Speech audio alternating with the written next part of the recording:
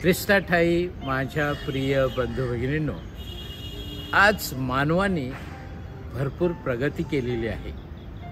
माणूस मंगळावर जाऊन पोहोचलेला आहे आणि आज जगात अशा नवीन नवीन गोष्टी माणूस शोधत आहे. परंतु एक गोष्ट लयास गेलेली आहे, ती म्हणजे माणसाची संवेदनशीलता. दुसऱ्या माणसाविषयी असलेली आस्था, प्रेम कमी झालेलं आहे. आणि आजची वाचनं आपल्याला आस्था आणि प्रेम निर्माण करण्यासाठी आमंत्रित करत आहे. ह्या जगात फार कमी लोक आहेत जे संवेदनशील आहेत आणि त्यातील एक व्यक्ती म्हणजे मदर तेरेसा. मदर तेरेसा ह्यांच्या जीवनात घडलेली एक सुंदर अशी घटना.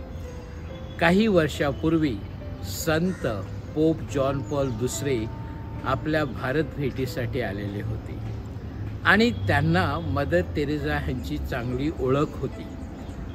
त्यांना मदर तेरेसा ह्यांना वैयक्तिकरित्या भेटायचं होतं आणि म्हणून त्यांनी मदर तेरेसा ह्यांना आमंत्रण दिलं आणि त्यांना आणण्यासाठी त्यांनी वाहन पाठवले. ते वाहन मदर तेरेसांना घेऊन पोप जॉन पॉल दुसरे ह्यांच्या भेटीसाठी जात होते. इतक्यात रस्त्यामध्ये मदर तेरेसांना एक माणूस मरायला पडलेला दिसला.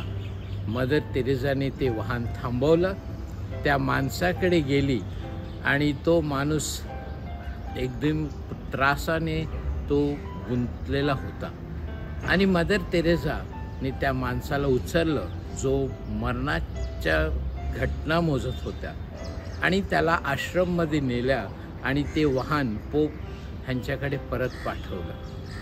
पोप ह्यांनी मदर तेरेसा यांना फोन करून प्रश्न केला, मदर, मी पोप आहे, मी तुम्हाला भेटण्यासाठी आतुरलेलो आहे आणि त्याच्यासाठी मी वाहनाची पण सोय केलेली होती, पण त्या उलट तुम्ही रस्त्यामध्ये उतरलात, त्या व्यक्तीला घेऊन परत गेलात.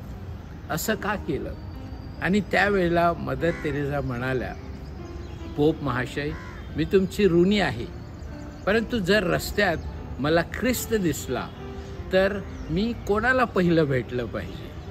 होय, मला ख्रिस्त अडचणीत दिसला आणि आकांताने तो पडलेला होता, म्हणून माझी जबाबदारी होती की पहिलं लक्ष ख्रिस्ताकडे द्यावं आणि मगच मी तुम्हाला भेटू शकते. होय माझ्या प्रिय बंधू भगिनींनो, मदर तेरेसाचं हे उदाहरण आपल्याला प्रोत्साहन देत आहे.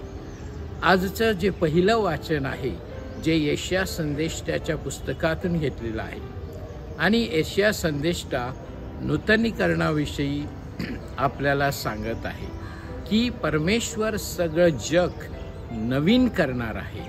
नवीन आकाश, नवीन पृथ्वी होणार आहे. आजचं दुसरं वाचन जे संत पौलाने करिंथकरास पाठवलेल्या पहिल्या पत्रातून घेतलेलं आहे आणि ते वाचन आपल्याला पवित्र आत्म्याच्या दानाविषयी सांगत आहे की आपल्या सगळ्यांना पवित्र आत्म्याचे दान मिळालेले आहे आणि त्यामुळे आपल्या सगळ्यांची प्रगती होणार आहे, आपल्या सगळ्यांचं नूतनीकरण होणार आहे. आजचं शुभवर्तमान सुंदर आहे, योहान लिखित शुभवर्तमान आहे आणि येशूने आपल्या जीवनातील पहिला चमत्कार केला. काना गावी लग्नसमयी जिकडे येशू आपल्या आईबरोबर होता आणि तिकडे द्राक्षरस कमी पडला आणि मरिया मातेला ही गोष्ट कळली, कारण मरिया माता संवेदनशील होती आणि तिने आपल्या पुत्राला विनंती केली. येशूने चांगले उत्तर दिले नाही. तो म्हणाला, बाई, माझी वेळ आली नाही.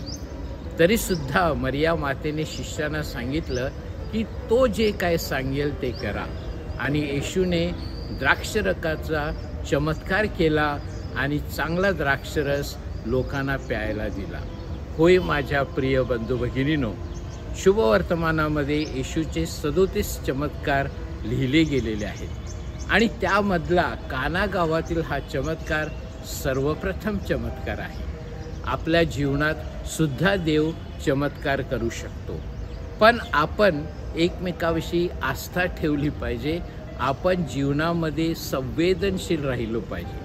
आजच्या ह्या दुसऱ्या रविवारी सामान्य काळातील देऊळमाता आपल्याला सांगत आहे की तुम्ही संवेदनशील व्हा.